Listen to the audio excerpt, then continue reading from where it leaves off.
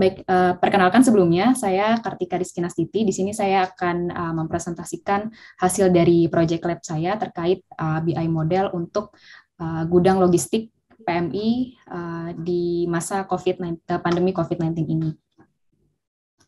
Untuk latar belakang atau background kenapa saya mendevelop BI model ini adalah saya melihat dari manual logistik PMI dari halaman 25 bahwa adanya kebutuhan untuk mengetahui penggunaan gudang sebagai sarana guna menyimpan stok barang yang masuk dan keluar secara keseluruhan dari berbagai gudang PMI untuk informasi statistik bulanan. Informasi ini digunakan sebagai evaluasi untuk pengaturan stok di tiap gudang secara cepat dan akurat dari waktu ke waktu. Sebenarnya untuk konteks dari manual logistik ini memang belum spesifik ke COVID-19 ya sebenarnya, tapi ini bisa jadi acuan dan sebagai pertimbangan untuk mengenerate atau mendevelop BI model untuk case atau case COVID-19 ini seperti itu. Lalu berdasarkan background yang telah dipaparkan sebelumnya, ini saya membreakdown beberapa objektif. Yang pertama adalah kita bisa mengetahui informasi rangkuman aktivitas distribusi logistik dari berbagai gudang PMI di berbagai wilayah di Indonesia.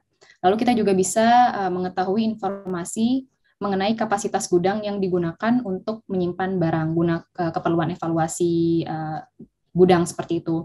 Lalu juga mendapatkan informasi terkait stok barang yang masuk dan keluar dari berbagai gudang di PMI, dan juga mengetahui informasi mengenai atribut barang yang ada di gudang PMI, seperti berat dan juga harga barang seperti itu.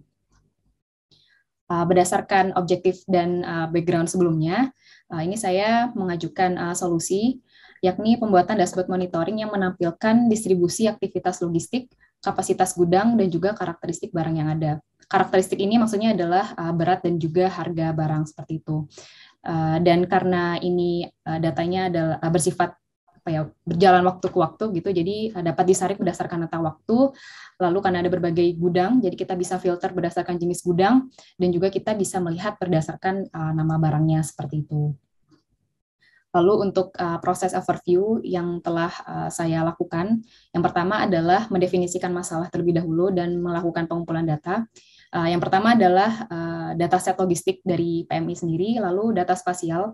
Ini sebenarnya untuk visualisasi peta distribusi aktivitas logistik ya, karena memang nantinya akan ada peta dari berbagai provinsi di Indonesia. Lalu selanjutnya adalah saya melakukan data preprocessing, karena memang sebenarnya data dari PM ini belum benar-benar clean seperti itu, jadi perlu melakukan beberapa step untuk membersihkan data sehingga hasil dashboard itu bisa optimal seperti itu. Yang pertama yang saya lakukan itu adalah membersihkan kolom yang menunjukkan nominal uang seperti itu, lalu mengubah tipe data pada beberapa kolom agar dapat diolah, lalu melakukan kategorisasi provinsi, karena memang sebenarnya data yang dari PMI ini kemarin belum dilakukan kategorisasi provinsi seperti itu. Jadi data dari atau kepadanya itu masih belum ada informasi provinsi, dari provinsi mana seperti itu. Lalu ada juga saya melakukan kategorisasi kelompok barang seperti itu. Ini ada 10 kelompok barang yang sudah saya kategorisasikan. Ada di antaranya itu adalah APD, lalu ada makanan, minuman, dan sebagainya seperti itu. Lalu proses selanjutnya adalah melakukan exploratory data analysis untuk melihat sebaran data unik setiap kolom dan menghitung banyak data tiap kategori. Dan step selanjutnya adalah merancang desain mockup dan membuat dashboard visualisasi interaktif menggunakan Tableau. Mungkin langsung saja saya bisa demokan untuk dashboardnya. Ya, ini adalah tampilan dashboard yang sudah saya kembangkan seperti itu.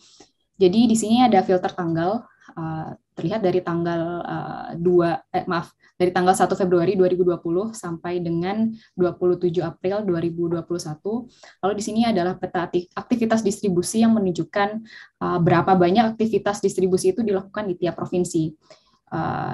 Ada semakin pekat warnanya ini menunjukkan semakin tinggi intensitasnya.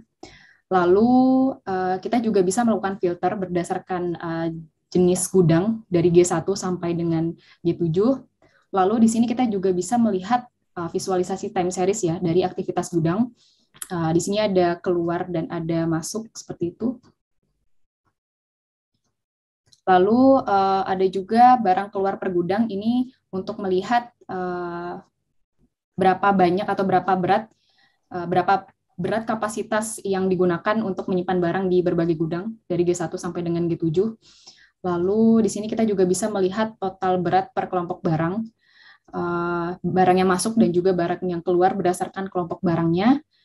Dan juga di sini sebenarnya untuk menunjukkan berat barang yang paling minimum dan maksimum seperti itu. Ini mungkin belum terlihat karena ini menunjukkan semua gudang ya. Kalau misalkan kita coba pilih salah satu gudang, misalkan G4,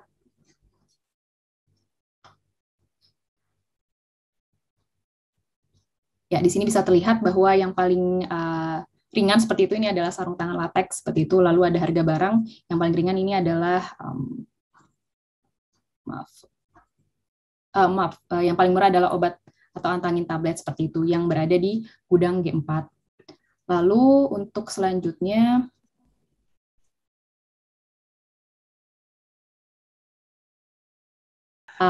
kita juga bisa melakukan pencarian barang seperti itu. Kita bisa melihat bahwa di gudang G1 ini atau di G5 ini ada barang yang masuk ini sebanyak 6.240.